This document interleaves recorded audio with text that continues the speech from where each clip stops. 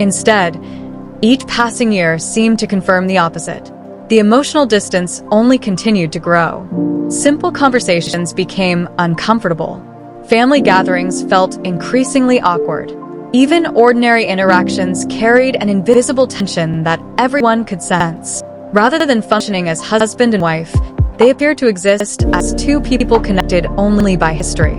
Meri admitted that accepting this truth had taken much longer than she ever imagined. Letting go wasn't difficult because she didn't understand what was happening.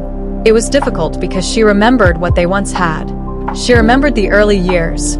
She remembered building a family together. She remembered believing they were creating something that would last forever. Walking away from those memories wasn't easy. But eventually she realized that memories alone could no longer sustain a marriage. A relationship requires two people choosing each other. She could not continue carrying it by herself. That realization became the turning point. Rather than waiting for Kody to decide whether she was still important in his life, Meri finally decided to take control of her own future. It wasn't about revenge. It wasn't about proving a point. It wasn't about creating drama. It was about reclaiming her own peace. She explained that she wanted a complete separation, not because she hated Kody, but because continuing to exist in an undefined relationship had become emotionally unbearable. She no longer wanted to live in a place where she wasn't fully married, yet wasn't truly free either. She wanted closure. She wanted certainty. She wanted the opportunity to move forward without constantly wondering whether things might somehow change. That simple desire represented one of the biggest emotional transformations viewers had ever witnessed from Meri. For years she had been known as the wife who refused to give up. Now she had become the woman who finally understood that letting go wasn't weakness, it was courage. As she prepared to meet with church leaders in Utah, there was still visible sadness on her face. Ending a spiritual covenant that had defined so much of her life was never going to feel easy. But beneath that sadness was something viewers hadn't seen from Meri in a very long time. There was peace. Not complete happiness. Not excitement. But peace. For the first time in years, she wasn't waiting. That single decision marked the beginning of an entirely new chapter in Meri Brown's life. A chapter no longer defined by uncertainty, rejection, or endless waiting, but by acceptance, independence, and the courage to finally move forward after years of emotional limbo. Hashtag part 2. Kody's response reveals just how far apart they had become after Meri shared that she intended to travel to Utah and request a formal release from their spiritual marriage. Many people might have expected Kody Brown to react with sadness, regret, or perhaps even a last-minute attempt to save what remained of their relationship. After all, they had spent decades together, raised a family, and built the life that millions of viewers had watched unfold over the years. But according to Meri, that wasn't how the conversation unfolded. When she first explained her decision to him, Kody didn't immediately embrace the idea. His initial reaction wasn't enthusiastic support, yet it also wasn't an emotional plea for reconciliation. Instead, she described him as being somewhat resistant, not because he wanted to continue the marriage, but because he had complicated feelings about involving their church in something he believed had already ended long ago. As Meri reflected on the conversation, it became clear that Kody viewed the situation from a completely different perspective. For Meri, requesting a release represented the final step toward emotional and spiritual closure. For Kody, however, the relationship had already been over for years. He explained that he no longer recognized the authority of the church leaders in the same way he once had. Earlier in life, their faith had been central to every major decision they made. It shaped their family structure, guided their marriages, and influenced nearly every aspect of their daily lives. But somewhere along the way, Kody's relationship with those religious institutions had changed dramatically. He admitted that he no longer wanted to feel accountable to the church's leadership regarding his marriage to Meri. In his mind, no religious decision could change what had already become reality. The marriage had emotionally ended years earlier. Nothing the church decided could restore something he believed no longer existed. Speaking candidly, Kody acknowledged that the damage between him and Meri had become too great to repair. He didn't hesitate when discussing the possibility of reconciliation. From his point of view, there simply wasn't one. The damage was done so badly that we are not going to reconcile no matter what. Those words landed with enormous emotional weight because they removed any remaining uncertainty. For years, many viewers had wondered whether there was still a small chance the two could somehow rebuild their relationship. Kody's comment suggested that, at least from his perspective, that possibility had disappeared long ago. He believed they had already crossed a point of no return. What made his remarks even more striking was the calmness with which he delivered them. There was no visible anger, no emotional breakdown, no desperate attempt to revisit old memories. Instead, he spoke as though he had accepted this outcome years before, while Meri had only recently arrived at the same conclusion. That difference highlighted one of the deepest problems in their relationship. For years, they hadn't simply been living different lives. They had been living different realities. While Meri continued hoping that patience, faith, and commitment might eventually repair the marriage, Kody believed the marriage had quietly ended without ever officially being acknowledged. Those completely different perspectives explain why their conversations often felt so painful. Each person believed they were responding to a different version of the relationship. As Kody continued explaining his thoughts, he made another statement that surprised many viewers. Rather than trying to stop Meri from requesting the release, he ultimately decided he would simply allow her to proceed. His reasoning wasn't rooted in agreement. Instead, he explained that resisting her decision would only create another unnecessary conflict. If I'm angry at her, it becomes a fight. To him, another argument served no purpose. There was nothing left to defend, nothing left to negotiate, nothing left to fix. Allowing Meri to continue with the process seemed easier than reopening years of emotional wounds that neither of them could heal. But then Kody made the comment that immediately became one of the most talked about moments among Sister Wives fans. "I needed her just to go away." The sentence was short, direct, and incredibly painful to hear. For many longtime viewers who had watched Meri fight to save the relationship season after season, those words felt especially heartbreaking. Whether Kody intended them to sound harsh or simply honest, they reflected just how emotionally distant he had become. He explained that from his perspective, Meri had spent years refusing to accept what he believed had already been obvious. He felt that she had remained emotionally attached to a relationship that had effectively ended long before either of them publicly acknowledged it.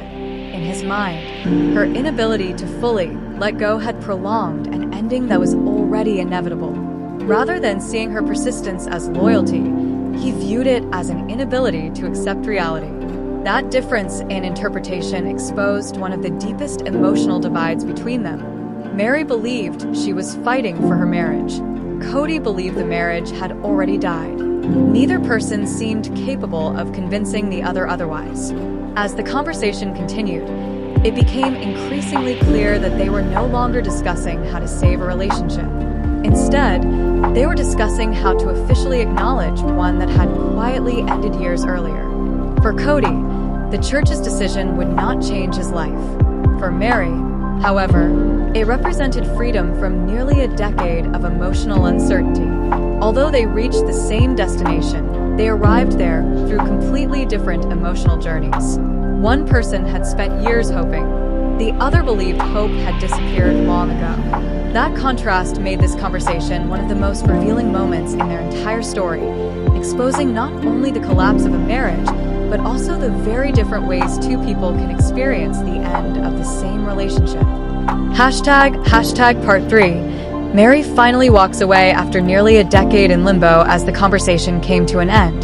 The emotional focus shifted away from church leaders, spiritual releases, and Kody's opinions. Instead, it centered on something much deeper.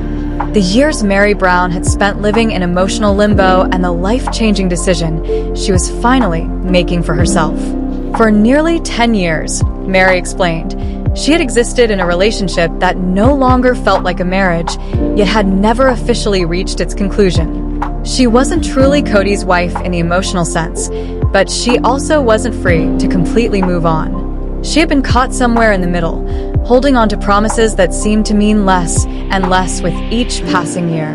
That uncertainty became one of the heaviest burdens she had ever carried.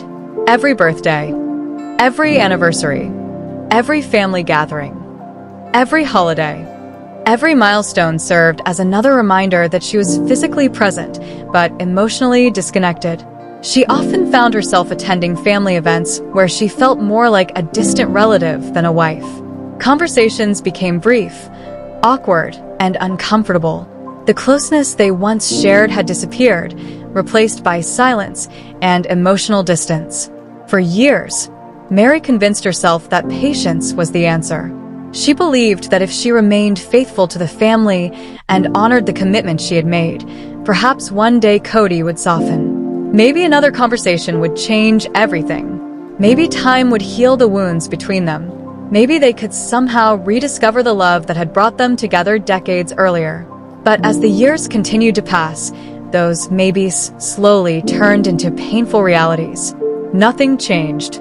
The relationship didn't improve. The emotional gap continued to widen. Eventually, Meri realized she wasn't waiting for reconciliation anymore. She was waiting for permission to move on. That realization changed everything. Speaking honestly, she admitted that living in limbo had become more painful than accepting the truth. Remaining connected to someone who no longer wanted a relationship was preventing her from discovering what happiness might look like outside of that chapter of her life. I've been living in limbo in this relationship for nearly a decade. It was one of the most heartbreaking statements she had ever made.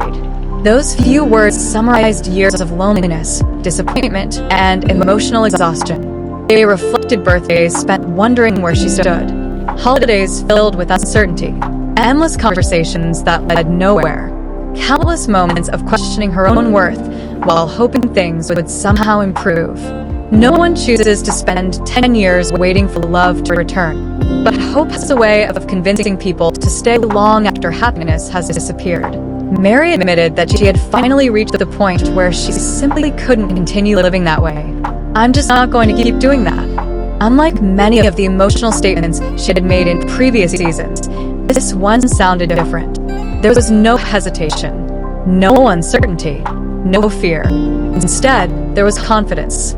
It wasn't the confidence of someone celebrating the end of a marriage. It was the confidence of someone finally accepting reality after years of resisting it. For the first time in a very long time, Meri wasn't asking Kody for validation. She wasn't asking him to change. She wasn't asking him to reconsider. She wasn't asking him to love her. Instead, she was giving herself something she hadn't experienced in years: freedom. Freedom from waiting.